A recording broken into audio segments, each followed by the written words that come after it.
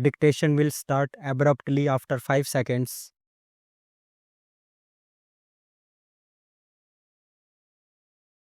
Mr. Speaker, if agricultural production has to be maximized, the greatest attention has to be given to four factors.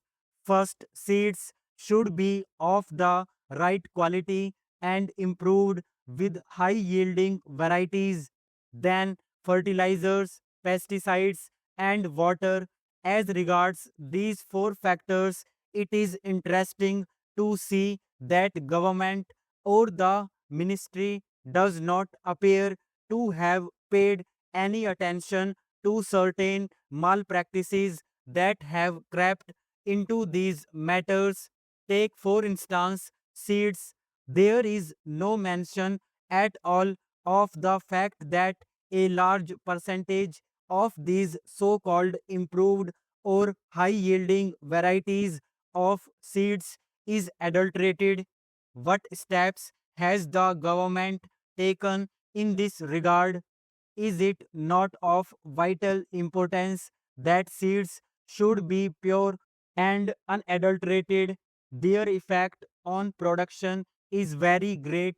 Therefore, from this point alone, all possible steps should be taken to prevent adulteration.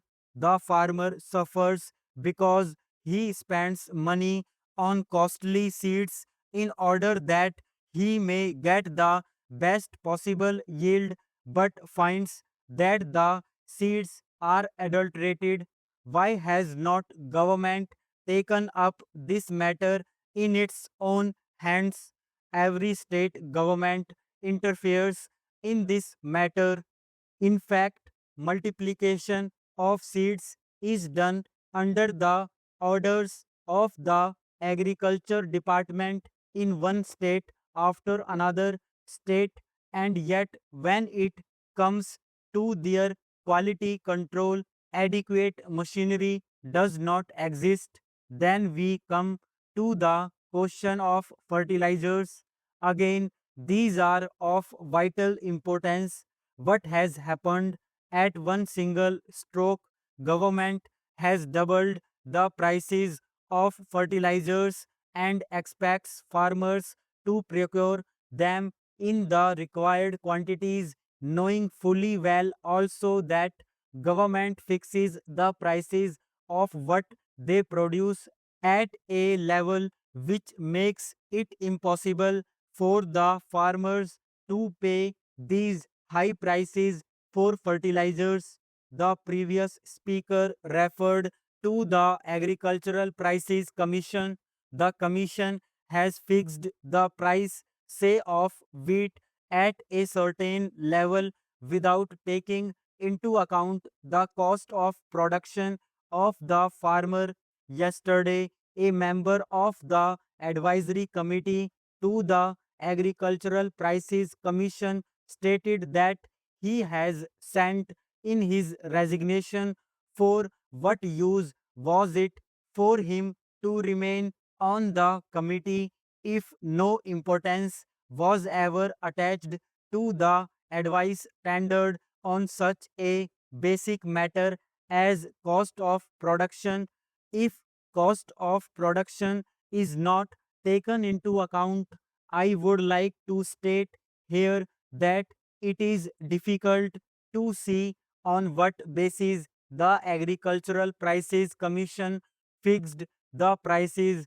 Several agricultural universities have carried out surveys, and the results of these surveys are available. Punjab University carried out a survey, and other research students have so and have pointed out what the cost of production would be. For instance, in regard to wheat, they have arrived at the finding that the cost of production would be in the region of rupees 1200, yet the procurement price fixed is rupees 1100. What is the justification for this in the face of the fact that the price of fertilizer, an important input, has been doubled.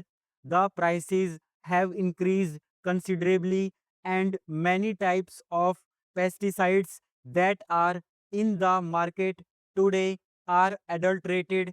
What steps have the government taken to ensure that the pesticides that are in the market for sale to the farmers are of the right quality and are not adulterated ones?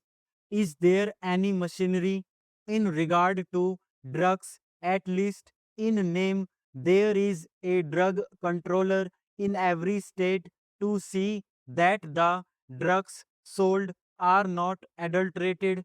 In regard to pesticides, have you set up any machinery to ensure that the pesticides are not adulterated?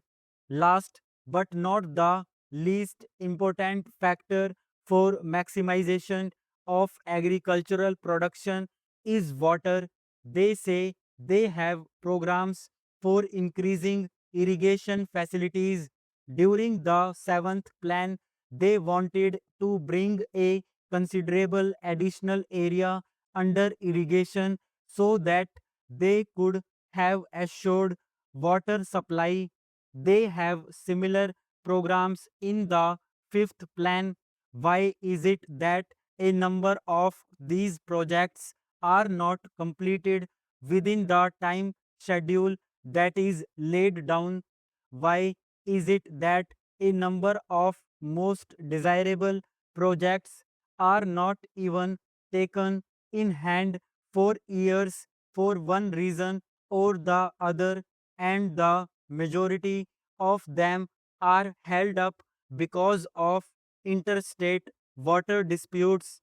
What steps have been taken by the government to resolve those disputes? They say that they have no powers. What is the good of their saying so when the ruling party is today in a position to pass any legislation that it desires, even to amend the constitution as often as it likes, and yet it does not take steps to settle these issues, which would result in self sufficiency in food grains and also in respect of many vital cash crops needed for important industries. Why is it that we are unable to take any steps to settle these disputes and allow them to continue with no end in sight?